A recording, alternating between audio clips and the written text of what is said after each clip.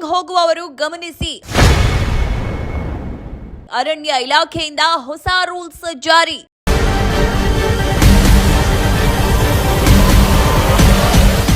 ರಾಜ್ಯದ ಅರಣ್ಯ ಪ್ರದೇಶಗಳಲ್ಲಿ ಟ್ರೆಕ್ಕಿಂಗ್ ಕೈಗೊಳ್ಳುವ ಪ್ರವಾಸಿಗರ ಸುರಕ್ಷತೆಗಾಗಿ ಅರಣ್ಯ ಸಚಿವ ಈಶ್ವರ ಖಂಡ್ರೆಯವರು ಹೊಸ ಪ್ರಮಾಣಿತ ಕಾರ್ಯಾಚರಣೆ ವಿಧಾನವನ್ನು ಬಿಡುಗಡೆ ಮಾಡಿದ್ದಾರೆ. ಇತ್ತೀಚಿನ ದಿನಗಳಲ್ಲಿ ಚಾರಣದ ವೇಳೆ ಸಂಭವಿಸಿದ ಅನಾಹುತಗಳನ್ನು ಗಂಭೀರವಾಗಿ ಪರಿಗಣಿಸಿರುವ ಸರ್ಕಾರ ಇನ್ನು ಮುಂದೆ ಯಾವುದೇ ಚಾರಣಿಗರು ಅಧಿಕೃತ ಪ್ರಕೃತಿ ಮಾರ್ಗದರ್ಶಕ ನೇಚರ್ ಗೈಡ್ ಇಲ್ಲದೆ ಅರಣ್ಯ ಪ್ರವೇಶಿಸುವುದನ್ನು ಕಟ್ಟುನಿಟ್ಟಾಗಿ ನಿಷೇಧಿಸಿದೆ. ಟ್ರೆಕ್ಕಿಂಗ್ ಆಪ್ ಬಳಕೆ ಕಡ್ಡಾಯ. ಹಾಗಿದ್ರೆ ಏನೆಲ್ಲ ರೂಲ್ಸ್ ಇದೆ ಅನ್ನೋದನ್ನ ನೋಡೋಣ. ಶಿಸ್ತುಬದ್ಧ ಟ್ರೆಕ್ಕಿಂಗ್ ಆಗಿ ಪ್ರತಿ 10 ಜನ ಚಾರಣಿಗರಿಗೆ ಒಬ್ಬ ಮಾರ್ಗದರ್ಶಕನನ್ನ ನಿಯೋಜಿಸುವುದು ಕಡ್ಡಾಯವಾಗಿದ್ದು, ಪರಿಸರದ ಮೇಲಿನ ಒತ್ತಡ ಕಡಿಮೆ ಮಾಡಲು ಒಂದು ಬ್ಯಾಚ್ನಲ್ಲಿ ಗರಿಷ್ಠ 150 ಜನರಿಗೆ ಮಾತ್ರ ಅವಕಾಶ ನೀಡಲು ನಿರ್ಧರಿಸಲಾಗಿದೆ. ಸುರಕ್ಷತೆಯ ದೃಷ್ಟಿಯಿಂದ ತಂತ್ರಜ್ಞಾನಕ್ಕೆ ಹೆಚ್ಚಿನ ಒತ್ತು ನೀಡಲಾಗಿದ್ದು, ಪ್ರತಿಯೊಬ್ಬ ಟ್ರೆಕ್ಕಿಂಗ್ ಮಾಡುವವರ ಕೈಯಲ್ಲೂ ಮೊಬೈಲ್ ಟ್ರ್ಯಾಕಿಂಗ್ ಆಪ್ ಅಳವಡಿಸುವುದನ್ನು ಕಡ್ಡಾಯಗೊಳಿಸಲಾಗಿದೆ. ಇನ್ನು ಟ್ರೆಕ್ಕಿಂಗ್ ಹಾದಿಯಲ್ಲಿ ಯಾರಾದರೂ ದಾರಿ ತಪ್ಪಿದ್ರೆ ಕೂಡಲೇ ಪತ್ತೆ ಹಚ್ಚಲು ಅನುಗುಣವಾಗುವಂತೆ ಮಾರ್ಗದರ್ಶಕರಿಗೆ ಜಿಪಿಎಸ್ ಸೌಲಭ್ಯವಿರುವ ವಾಕಿ ಟಾಕಿಗಳನ್ನು ನೀಡಲಾಗುವುದು. ಚಾರಣ ಆರಂಭಿಸುವ ಮುನ್ನ ಬೇಸ್ ಕ್ಯಾಂಪ್ನಲ್ಲಿ ಸುರಕ್ಷತಾ ನಿಯಮಗಳ ಬಗ್ಗೆ ಮಾಹಿತಿ ನೀಡುವುದರ ಜತೆಗೆ ಅರಣ್ಯದೊಳಗೆ ಶಬ್ದ ಮಾಡುವ ಸಾಧನಗಳು, ಆಯುಧಗಳು ಮತ್ತು ಪ್ಲಾಸ್ಟಿಕ್ ಕೊಂಡೊಯ್ಯುವುದನ್ನು ಸಂಪೂರ್ಣವಾಗಿ ನಿರ್ಬಂಧಿಸಲಾಗಿದೆ.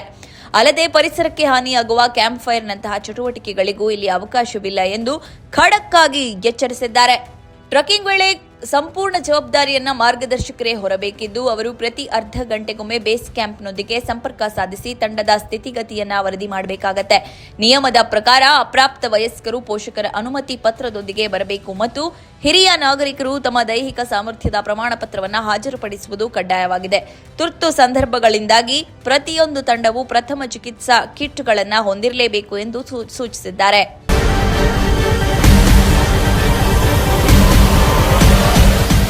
ಅರಣ್ಯ ವಿಹಾರ ಪೋರ್ಟಲ್ನಿಂದ ಬುಕ್ಕಿಂಗ್. ಸಾರ್ವಜನಿಕರ ಅನುಕೂಲಕ್ಕಾಗಿ ರಾಜ್ಯದ ಎಲ್ಲ ಅಧಿಕೃತ ಟ್ರೆಕ್ಕಿಂಗ್ ಪಥಗಳನ್ನು ಶೀಘ್ರದಲ್ಲೇ ಅರಣ್ಯ ವಿಹಾರ ಪೋರ್ಟಲ್ನಲ್ಲಿ ಸೇರಿಸಲಾಗುವುದು.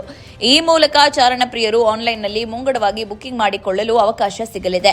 ಪ್ರಕೃತಿ ಸಂರಕ್ಷಣೆ ಮತ್ತು ಜವಾಬ್ದಾರಿಯುತ ಪ್ರವಾಸೋದ್ಯಮವನ್ನು ಪ್ರೋತ್ಸಾಹಿಸುವ ನಿಟ್ಟಿನಲ್ಲಿ ಅರಣ್ಯ ಇಲಾಖೆ ಈ ಮಹತ್ವದ ಕ್ರಮ ಕೈಗೊಂಡಿದ್ದು, ಈ ನಿಟ್ಟಿನಲ್ಲಿ ಶ್ರಮಿಸಿದ ಅಧಿಕಾರಿಗಳನ್ನು ಸಚಿವ ಈಶ್ವರ್ ಖಂಡ್ರೆ ಶ್ಲಾಘಿಸಿದ್ದಾರೆ.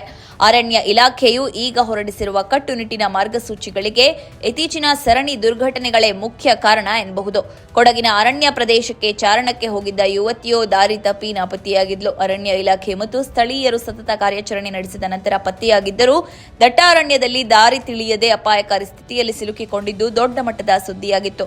ಈ ಘಟನೆಯು ಚಾರಣ ಪಥಗಳಲ್ಲಿ ಟ್ರ್ಯಾಕಿಂಗ್ ವ್ಯವಸ್ಥೆ ಮತ್ತು ಮಾರ್ಗದರ್ಶಕರ ಅನಿವಾರ್ಯತೆಯನ್ನು ಎತ್ತಿ ತೋರಿಸಿತ್ತು.